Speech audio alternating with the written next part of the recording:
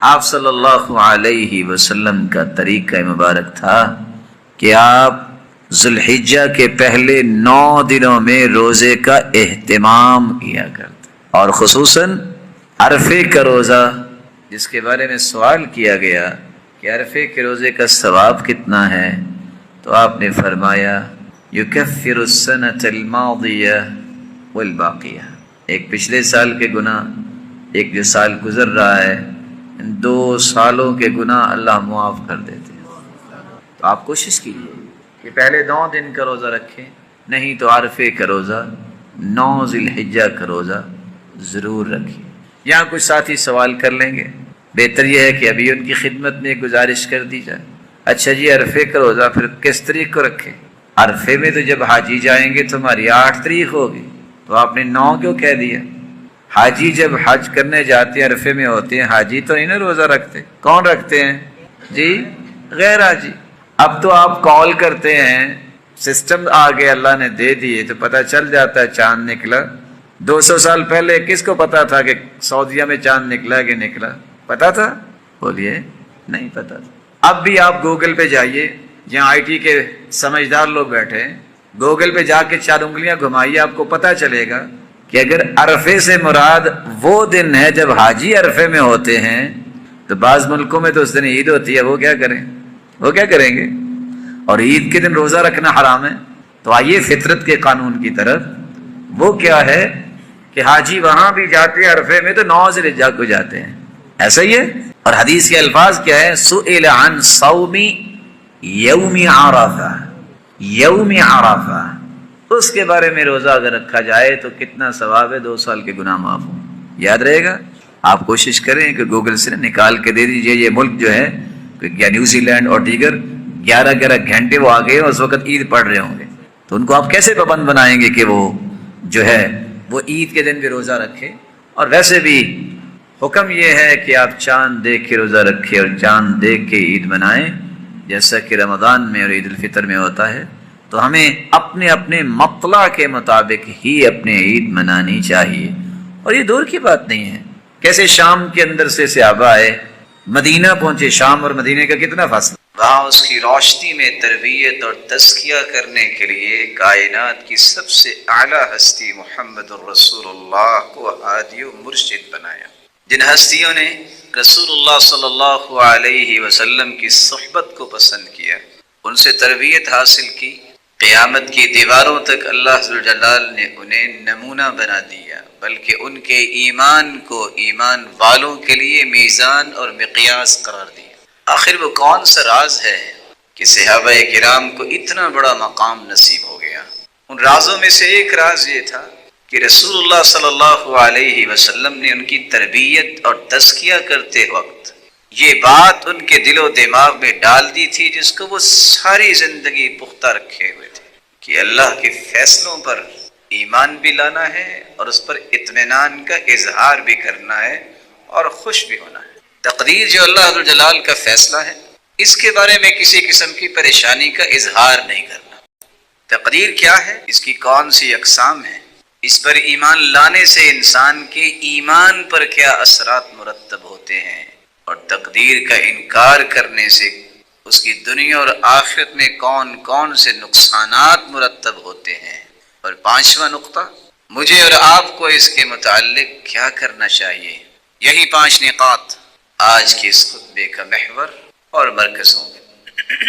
سیدنا عمر رضی اللہ تعالی عنہ، جن کو اللہ نے کمال کا ایمان دیا تھا، وَأَشَدُّهُمْ فِي أَمْرِ اللَّهِ عمر، رسول اللہ صلی اللہ علیہ وسلم نے فرمایا دین کے اندر صلابت، قوت، مضبوطی دیکھنی ہے تو وہ سیدنا عمر کے اندر۔ وہ کہا کرتے تھے دنیا میں اگر کوئی شخص یہ 2 آیتیں پڑھ لے اور سمجھ لے، ساری زندگی کی پریشانی اس کی ختم ہو جائے گی۔ پوچھنے والے نے پوچھا صرف 2 آیتیں؟ کہا جی ہاں، اِنَّا كُلَّ شَيْءٍ خَلَقْنَاهُ بِقَدَرٍ، ہم نے ہر چیز کو پیدا کیا ہے ایک اندازے کے مطابق۔ قَدْ جَعَلَ اللَّهُ لِكُلِّ شَيْءٍ قَدْرًا، اللہ تعالیٰ نے ہر چیز کا ایک اندازہ لگایا ہے۔ جو اللہ ذوالجلال نے اندازہ لگایا ہے اس سے زیادہ کی خواہش کرنا یہ پریشانی کا سفر ہے۔ جو اللہ نے اندازہ لگایا ہے آپ کو ملا ہے اس پہ خوش ہونا یہ ایمان ہے۔ جس وقت کو اللہ عز و جلال نے طے کیا ہے کہ اس وقت یہ ملے گا، اس سے پہلے اسے طلب کرنا، اس کا مطالبہ کرنا کہ ابھی ملے، یہاں سے پریشانی کا آغاز ہوتا ہے۔ اور اگر انتظار کر لیا جائے کہ میرے رب کا بھی فیصلہ نہیں ہے تو یہ اس کا ایمان ہے۔ ایک بچہ جو ابھی کرالنگ کرتا ہے، اس کی یہ تمنا اگر پیدا ہو جائے کہ میں دنیا کی تیز ترین دوڑ میں حصہ لے لوں تو وہ لے سکتا ہے؟ نہیں لے سکتا۔ جس کو ابھی قاعدہ پڑھنا نہیں آتا وہ تمنا کرے کہ میں اخباری رپورٹر بن جاؤں، بن سکتا ہے؟ نہیں، اسے انتظار کرنا ہے۔ اللہ عز و جلال نے جو اندازہ لگایا ہے، جو تقدیر لکھی ہے، اس سے زیادہ نہیں ملے گا۔ جب آپ اس بات پہ اپنے آپ کو کوسنا شروع کر دیں گے کہ مجھے ملنا چاہیے، اور دوسرے الفاظ میں اللہ عز و جلال پہ تحکم کرنا چاہیں کہ اللہ مجھے دے، اور اللہ نے فیصلہ کیا ہوا ہے، تو اللہ عز و جلال کے ساتھ تحکم تو اللہ کو بھی پسند نہیں ہے، اور نہ ہی آپ اپنی خواہش کا اللہ عز و جلال کو پابند کر سکتے ہیں۔ مجھے اور آپ کو اللہ عز و جلال کے فیصلوں کا پابند ہونا ہے۔ تقدیر کسے کہتے ہیں؟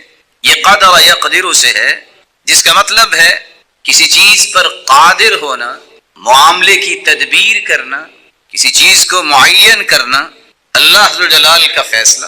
اللہ عز و جلال چونکہ ہر چیز پر قادر ہیں، اس لیے اللہ عز و جلال اپنے علم کے مطابق تدبیر کرتے ہیں، پھر کسی چیز کا تعین فرماتے ہیں اور اسے فیصلہ بنا کے انبیاء اور رسل تک اللہ عز و جلال نے پہنچایا۔ جو اللہ عز و جلال کے علم میں تھا وہ قادر تھا، اس نے معین کیا اور فیصلہ صادر کیا، ویسے ہی ہوگا جیسے اللہ عز و جلال نے فیصلہ صادر کیا۔ اللہ عز و جلال نے جس فیصلے کو اتار دیا ہے اپنے انبیاء اور رسل پر، جس فیصلے کو وحی بنا دیا ہے، وہی فیصلہ نافذ ہوگا۔ کوئی اچھلتا ہے، کوئی مچلتا ہے، یہ اس کا اپنا شوق و ذوق ہے۔ ایمان یہ کہتا ہے جو اللہ کا فیصلہ ہے اسے تسلیم کیا جائے، اسے مانا جائے اور اس پر رضامندی کا اظہار کیا جائے، اس پر خوشی کا اظہار ہو، اسی کے بارے میں یقین ہو کہ یہ فیصلہ ہی میرے لیے بہتر ہے۔ اس کی وجہ یہ ہے کہ میں اور آپ بھی اپنے متعلق اتنا نہیں جانتے جتنا میرے اور آپ کے متعلق میرا اور آپ کا خالق جانتا ہے۔ جب وہ زیادہ جانتا ہے تو وہ یہ بھی زیادہ جانتا ہے کہ مجھے کیا چاہیے، مجھے کیا نہیں چاہیے، مجھے کب چاہیے اور کیسا چاہیے۔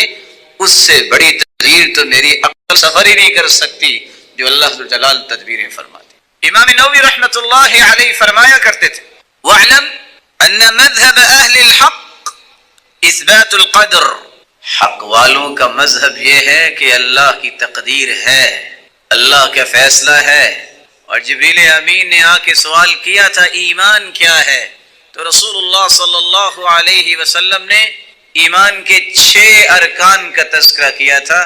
ایمان یہ ہے، مومن اس کو کہتے ہیں، ان تؤمن باللہ، اللہ پر ایمان لاؤ، وہ خالق و مالک و رازق ہے، وملائکتہ، اللہ کے فرشتوں پر ایمان لاؤ جو کھربوں کی تعداد میں اپنی ذمہ داریاں ادا کر رہے ہیں، وکتبہ، اللہ کی کتابوں پر ایمان لاؤ، زبور، تورات، انجیل، قرآن، اور اس سے پہلے صحف ابراہیم کہ اللہ کی طرف سے نازل شدہ کتابیں ہیں، اور رسول، اللہ کے رسولوں پر ایمان لاؤ۔ 1,24,000 پیغمبر ہیں جن میں سے 315 رسول ہیں، باقی سب انبیاء ہیں۔ وَتُؤْمِنَ بِالْقَدْرِ خَيْرِهِ وَالشَّرِّ، اللہ فرشتوں پر، کتابوں پر، رسولوں پر اور آخرت کے دن پر ایمان لانے کے ساتھ ساتھ چھٹا رکن یہ ہے کہ جب تک تم تقدیر پر ایمان نہیں لاتے تمہارا ایمان مکمل ہی نہیں ہو۔ اور تقدیر پر ایمان لانے کا معنی کیا ہے؟ امام نووی فرماتے ہیں، ان اللہ تبارک وتعالی قدر الاشیاء فی القدم وعلم سبحانه انها ستقع في اوقات معلومة عنده وعلى صفات مخصوصة هي تقع على حسب ما قدرها سبحانه وتعالى۔ اس کا معنی یہ ہے تقدیر کا کہ اللہ ذو الجلال نے جو کچھ دنیا میں ہو رہا ہے، ہونے والا ہے، ہوگا، اس کا ایک فیصلہ کیا ہے، اپنے علم کے مطابق اندازہ لگایا ہے کہ اس طرح ہوگا اور اس وقت ہوگا، یہ اسی وقت ہی ہوگا، اسی طرح ہی ہوگا جس طرح اللہ ذوالجلال نے فیصلہ کیا.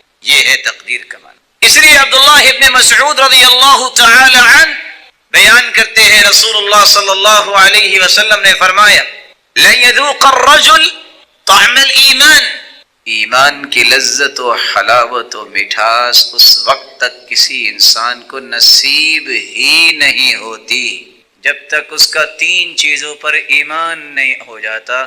وہ کون سی 3 چیزیں ہیں؟ یؤمن بالقدر، تقدیر پر ایمان لائے. وَيَعْلَمْ أَنَّهُ مَيِّتٌ، یقین کر لے کہ مجھے موت آنی ہے. وَيَعْلَمْ أَنَّهُ مَبْعُوثٌ، یقین کر لے کہ صرف مرنا ہی نہیں، کل قیامت کو اللہ نے اٹھانا بھی ہے اور سامنے کھڑا بھی کرنا ہے. جب تک یہ 3 چیزوں پر اس کا ایمان نہیں ہوتا وہ ایمان کی لذت و حلاوت اور مٹھاس کو پا ہی نہیں سکتا، اس کے نصیب میں نہیں. امام احمد بن حنبل رحمۃ اللہ علیہ جب ان سے سوال کیا گیا تقدیر کیا ہے، قال القدر قدرت اللہ علی العباد، بڑے ہی جامع الفاظ سے تعریف کر دی. تقدیر یہ ہے اللہ کی قدرت ہے بندوں پر، یہ قدرت جو اللہ ذوالجلال نے لکھ دی ہے اس کے علم میں ہے. اس کو نہ کوئی پھیرنے کی طاقت رکھتا ہے، نہ بدلنے کی طاقت رکھتا ہے، نہ کوئی روکنے کی طاقت رکھتا ہے، اور نہ کوئی پوچھنے کی طاقت رکھتا ہے. لا يسأل عما يفعل وهم يسألون، جو اللہ ذوالجلال نے فیصلے کر دیے ہیں کسی کی جرت و طاقت نہیں ہے کہ وہ اللہ سے سوال بھی کر سکے. قیامت کے دن وہ سب سے سوال کرے. تقدیر کی تعریف کے بعد اس کی بنیادی طور پہ قسمیں ہیں 2، تقدیر مبرم، تقدیر معلق. تقدیر مبرم سے مراد یہ ہے کہ ایسا پختہ فیصلہ جس میں کوئی بھی تبدیلی ممکن نہیں، جیسا کہ موت ہے. اللہ ذوالجلال نے فیصلہ کر دیا ہے کہ فلاں سال، فلاں مہینے، فلاں دن، فلاں گھنٹے، فلاں منٹ پر فلاں شخص کی فلاں جگہ پہ موت ہوگی. ایک ذرہ برابر بھی آگے پیچھے نہیں ہو سکتا. دنیا جہان کی احتیاطات کر لے، موت اسی وقت ہی آئے گی. ہاں احتیاط کرنے کا اسے اجر ملے گا کیونکہ احتیاط کرنا سنت ہے. دنیا جہان کی بے احتیاطی کر لے، موت پہلے نہیں آئے گی، موت اس وقت ہی آئے گی. لیکن اس بے احتیاطی کی وجہ سے دیگر مصیبتیں اسے جھیلنی پڑیں گی کیونکہ اس نے سنت کو چھوڑا. موت لیٹ نہیں ہوگی، موت پہلے نہیں آئے گی. اذا جاء اجلهم لا يستأخرون ساعة ولا يستقدمون.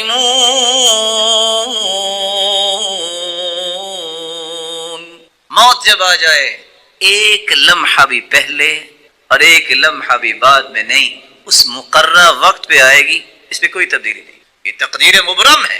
رسول اکرم صلی اللہ علیہ وسلم تشریف فرماتے، صحیح مسلم کی روایت ہے، ام حبیبہ رضی اللہ تعالی عنہا مومنوں کی ماں دعا کرتی، اللہم امتعنی بزوجی رسول اللہ وبأبی ابی سفیان وبأخی معاویہ. اے اللہ میرے خامد اللہ کے رسول اور میرے والد ابو سفیان اور میرے بھائی معاویہ، اللہ یہ تینوں کو سلامت رکھ اور مجھے جب تک میں زندہ ہوں باپ کا سایہ سلامت رہے اور خامد کا ساتھ سلامت رہے اور بھائی کا ساتھ سلامت رہے. رسول اکرم صلی اللہ علیہ وسلم نے فرمایا قد سألت اللہ لآجال مضروبہ وأیام معدودہ وأرزاق مقسومہ لن يعجل شيئا قبل حله او يؤخر شيئا عن حله. اللہ سے آپ وہ سوال کر رہے ہیں جو اللہ نے لکھ دیا ہے کہ کس کا کتنا رزق ہے، کس نے کب اللہ کے پاس واپس جانا ہے. یہ ساری چیزیں تو اللہ نے لکھی ہیں، اس میں تو تبدیلی ہو نہیں سکتی. تمہیں دعا کرنی چاہیے تھی وَلَوْ كُنْتِ سَأَلْتِ اللَّهَ أَن يُعِيذَكِ مِنْ عَذَابٍ فِي النَّارِ أَوْ عَذَابٍ فِي الْقَبْرِ كَانَ خَيْرًا وَأَفْضَلَ. اگر آپ نے دعا ہی کرنی تھی تو دعا کرتی اللہ مجھے عذاب قبر سے بچا دے اور جہنم سے بچا دے. تقدیر کی دوسری قسم ہے تقدیر معلق. صحیح مسلم کی روایت کا آخری حصہ بھی میں پیش کر دوں. اور جن دماغوں کے اندر خناس آ چکا ہے وہ شریعت کی بات نہیں مانتے، ڈارون کے قاعدے اور اصول ضابطوں کو سلامی پیش کرنے والے یہ مغرب زدہ لوگ کہتے ہیں کہ اصل میں یہ انسان جو ہے بندر تھا، بعد میں انسان بنا۔ رسول اکرم صلی اللہ علیہ وسلم نے فرمایا ان اللہ لم یجعل لمسخ النسل ولا عقب، اللہ جب کسی نسل کو ختم کرتے ہیں تو پھر نسخ نہیں ہوتا کہ بندر انسان بن جائے، ایسا نہیں ہو سکتا۔ صحیح مسلم کی روایت، تعجب ہے ہو مسلمان اور صحیح مسلم کی روایت 2663 کا انکار کر کہے ڈارون ٹھیک کہتا ہے۔ تف ہے تیرے ایمان پر کہ تجھے آج غیرت تمہاری مر چکی، حیا اور شرم باقی نہیں رہی۔ جہاں پوری کائنات کی صداقت ختم ہوتی ہے وہاں محمد مصطفیٰ کی صداقت کا آغاز ہوتا ہے۔ اس سے بڑی سچائی تو اللہ نے دنیا میں اتاری کوئی نہیں۔ تقدیر مبرم جس میں کوئی تبدیلی نہیں، تقدیر معلق یہ وہ تقدیر ہے جس میں اللہ ذوالجلال نے اپنی مشیت کے بعد بندے کے عمل کو بھی ساتھ رکھا ہے۔ اگر میرا بندہ یہ عمل کرے گا تو اس کے لیے یہ فیصلہ ہے، اگر اس نے یہ عمل نہ کیا تو پھر یہ فیصلہ ہے۔ مثال کے طور پر رزق ہے، اگر رشتہ داروں کا خیال کرے گا، خرچ کرے گا، صدقہ کرے گا تو میں اس کے مال میں برکت ڈال دوں گا، اگر نہیں کرے گا تو نہیں ڈالوں گا۔ اگر یہ عبادت میں اپنے آپ کو لگائے گا میں اس کے دل کو غنا سے بھر دوں گا، اگر نہیں اپنے آپ کو لگائے گا اس کی آنکھوں کے سامنے فقیری ہی دوڑتی رہے گی۔ معلق ہے، اگر یہ دعا کرے گا تو میں اسے عطا کروں گا، نہیں کرے گا دعا تو محروم رکھوں گا۔ معلق ہے۔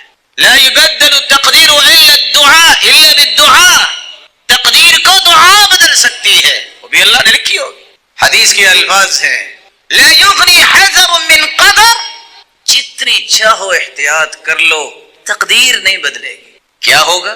ساتھ ہی فرما دیے والدعاء يرفع مما نزل ومما لم ينزل، دعا ایسی نعمت ہے جو بلائیں آ گئی ہیں اس کے بارے میں بھی دعائیں نفع دیتی ہیں، جو کل کلاں آنے والی ہیں بلائیں ان کے بھی اللہ محفوظ فرما دیتے ہیں جب دعا کرتے ہیں۔ پھر آپ نے اس کی ایک عملی شکل پیش کی، ان البلاء ينزل، آسمان سے بلا نازل ہوتی ہے، فتنہ، بلا، مصیبت، نیچے بیٹھا انسان دعا کرتا ہے۔ رسول اکرم صلی اللہ علیہ وسلم نے ایک لفظ بولا فَأَكْثِرُوا فِيهِنَّ من التحلیل والتکبیر والتحمید۔ حدیث کہتی ہے کہ اگر کوئی شخص 100 مرتبہ سبحان اللہ کہہ دے اللہ اسے 100 غلام آزاد کرنے کا اجر عطا کر دیں گے۔ 100 مرتبہ تم الحمدللہ کہہ دو، اجر تمہیں اتنا ہی ملے گا جتنا میدان کارزار کے لیے تم نے 100 گھوڑے اللہ کی راہ میں پیش کر دیے۔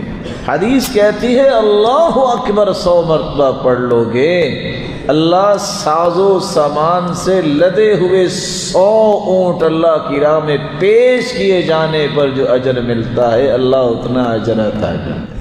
کثرت سے پڑھیے ان 10 دنوں میں سبحان اللہ، الحمدللہ، اللہ اکبر، لا الہ الا اللہ۔ اسی حدیث کے آخر میں آتا ہے کہ لا الہ الا اللہ کثرت سے پڑھ لو۔ 100 مرتبہ جو لا الہ الا اللہ پڑھ لیتا ہے اللہ زمین و آسمان کا خلا اس کے لیے نیکیوں سے بھر دیتے ہیں۔ ویسے آپ تھوڑا سا غور کریں، سبحان اللہ، الحمدللہ، اللہ اکبر، لا الہ الا اللہ، تکبیر کیا ہے؟ اللہ اکبر، اللہ اکبر، لا الہ الا اللہ، واللہ اکبر، وللہ الحمد۔ وہی 4 کلمے ہیں جن کی آج اہمیت مسلمان سمجھتا نہیں۔ اتنا بڑا یہ ربانی پیکج ہے، اللہ ہم سب کے نصیب میں فرمائے عمل کرنے کے